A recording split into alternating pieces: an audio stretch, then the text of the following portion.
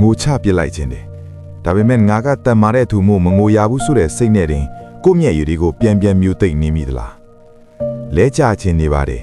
ဒါပေမဲ့ငါ့ကိုအားကိုးနေတဲ့သူတွေရှိလို့ငါပြိုလွဲသွားရင်အားလုံးပြိုလွဲကုန်မှာစိုးရင်တန်းနဲ့တင်နာကျင်မှုကိုအန်ကျိတ်တောင့်ခံနေမိသလားအနားယူခြင်းပါတယ်ဒါပေမဲ့ငါသာအနားယူလိုက်ရင်ငါနောက်ကလူတွေဘလို့ဖြစ်သွားမလဲဆိုတဲ့စိုးရင်စိတ်နဲ့ကိုပြန်နှိမ့်ဆက်ပြီးရှေ့ဆက်တောင့်ခံနေမိသလား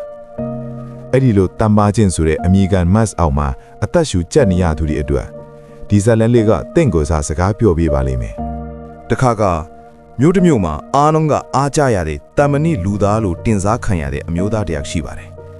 သူဟာမိသားစုအတွက်အားကိုးရာတငယ်ချင်းတွေအတွက်တိုင်ပင်ပေါ်နဲ့လုပ်ငန်းခွင်မှာအားလုံးယုံကြည်ရတဲ့ခေါင်းဆောင်တူပါတနည်းမှာတော့အရာအားလုံးကသူ့အပေါ်ပြကြလာပါတယ်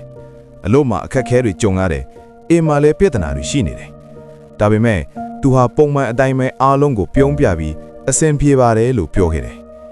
ညဘက်လူချေတိတ်တဲ့အခါမှာတော့သူဟာအင်းရှိကဝရန်ဒါမှာတယောက်တည်းထိုင်နေမိတယ်သူ့ရှေ့မှာလမ်းမီးတိုင်လေးတစ်ခုရှိတယ်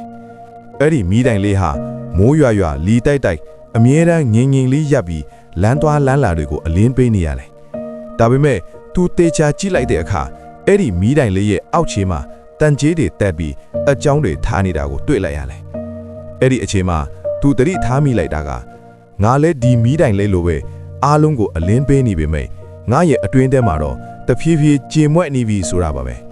သူဟာအဲ့ဒီညကပထမဆုံးအချိန်ဖြစ်ငါတန်မာရမယ်ဆိုတဲ့အတွေးကိုဘေးဖယ်ထားပြီးအမှောင်ထဲမှာတင်အားရပါတာငိုချပြလိုက်တယ်သူလဲကျသွားရင်ကဘာကြီးပျက်စီးသွားမှာမဟုတ်ပဲသူကိုယ်တိုင်အရင်ဆုံးပျက်စီးမသွားဖို့ကပိုအရေးကြီးမှန်းသူနားလည်သွားခဲ့ပါတယ်ဒီဇလန်ကနေကျွန်တော်တို့သိလိုက်ရတာကနံပါတ်1အနားယူခြင်းဟာအရှုံးမဟုတ်ပါဘူးသင်အနားယူလိုက်လို့အရာအားလုံးပျက်စီးသွားမှာမဟုတ်ပါဘူးသင်ကစိတ်ရုပ်မဟုတ်တဲ့အတွက် recharge လုပ်ဖို့လိုအပ်ပါတယ်နံပါတ်2ငိုကြွေးခြင်းဟာတတ်သိတစ်ခုပါကိုယ့်ရဲ့အားနည်းချက်ကိုရေးဝံ့ရင်ဆိုင်ပြီးမျက်ရည်ကျလိုက်တာဟာတကယ်တန်မာသူတွေမှလုံနိုင်တဲ့အရာပါ